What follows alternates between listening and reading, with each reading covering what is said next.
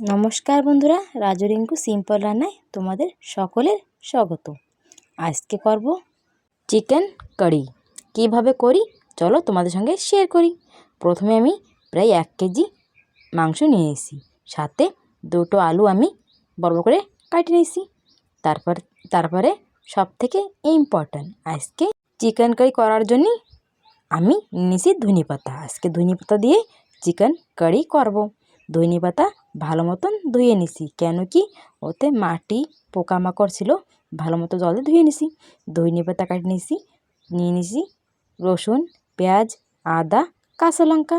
প্রথমে আমি ধনেপাতা আর কয়েকটা কাঁচা লঙ্কা মিক্সারে পেস্ট করে নেব, মিহি করে একদম। এই দেখো মিহি করে পেস্ট করে নিচ্ছি।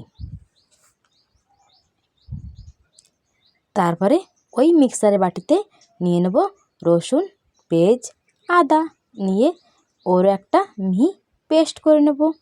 বন্ধুরা, এইভাবে চিকেন কষা বাড়িতে অবশ্য বানিয়ে খাই দেখবে। চিকেন ভালো মতন ধুয়ে একটা বাটিতে নিয়ে নিছি, কারণ হয়েছে থালায় ম্যারিনেট করা যাবে না, তার জন্যই বাটিতে আমি চিকেন নিয়ে নিছি। চাপা দিয়ে দিছি পেস্ট রাখা ধনে পাতা আর কাঁচা লঙ্কা দিয়ে সাদা তেল দিয়ে দিছি। দিয়ে আমি দিলাম স্বাদ মতো লবণ, হলদি পাউডার দিয়ে ভালো মতন ম্যারিনেট করে নেব। তারপর দেব কাটে রাখা আলু দিয়ে আলুও ভালো মতন ম্যারিনেট করে নেব।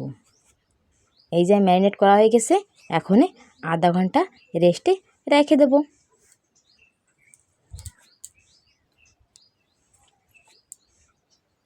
আধা ঘন্টা রেস্টে রাখার পরে আমি রান্না করব। এই যে আধা ঘন্টা রেস্টে রাখা হয়ে গেছে, দেখো কত সুন্দর এর কালার হয়েছে, অনেক সুন্দর। তারপরে চুলোর উপরে করে দিয়ে দিলাম তেল। তেল যখন গরম হবে দিয়ে দেবো শুকনো লঙ্কা, 2টো তেজপাতা দিয়ে আমি 2 মিনিট লাল লাল করে একটু ভাজে নেব, যার কারণে সুন্দর একটা ফ্লেভার হবে। তারপরে গোটা জিরে দিয়ে দেবো। জিরে যখন চটক করে ফুটবে দিয়ে দেবো আদা, রসুন, পেঁয়াজ পেস্ট দিয়ে আমি কিছুক্ষণ নেড়েচেড়ে ভাজে নেব। এই দেখো মশলা আমার ভাজা হয়ে গেছে, এখনই ম্যারিনেট করা মাংস দিয়ে দেব, সাথে আলুও রয়েছে, দিয়ে আমি ভালো মতো নেড়েচে একটু ভেজে নেব। এ দেখো কত সুন্দর দেখাচ্ছে, সেন্ট যা করছে না তা কি বলবো। তারপর দিয়ে দেবো ঢাকা চাপা, কিছুক্ষণ ঢাকা চাপা দিয়ে আমি ভেজে নেব। তারপরে দিয়ে দেবো কাটে রাখা টমেটো দিয়ে আমি আবারও কিছুক্ষণ নাড়াচাড়া দিয়ে চিকেন ভালো মতন ভেজে নেব। তারপর দিয়ে দেবো শুকনো লঙ্কার পাউডার, এই যে হয়েছে কাশ্মীরি লঙ্কার পাউডার, যার কারণে একটু সুন্দর কালার হবে। তারপরে আবারও প্রায় 20 মিনিট আমি ঢাকা দিয়ে দেবো। ঢাকা চাপা দিয়ে আমি আবার চিকেন কষে নেব। এই যে আমার চিকেন ভালো মতন ভাজা হয়ে গেছে, এ দেখো কত সুন্দর, এর গ্রেভিও অনেক সুন্দর হয়েছে, কালার অনেক সুন্দর হয়েছে। তারপরে দিয়ে দেবো পরিমাণ মতন জল, বেশি জল দেব না। আজকে ধনেপাতা দিয়ে চিকেন কারি অনেক সুন্দর টেস্টি লাগবে, ভাত রুটি সব কিছুর সাথে অনেক সুন্দর লাগবে। এই দেখো আমার চিকেন কারি হয়ে গেছে, এখনই নামাবো। তার আগে দিয়ে দেবো আমি 1 চামচ গরম মশলা পাউডার দিয়ে নামাই নেব।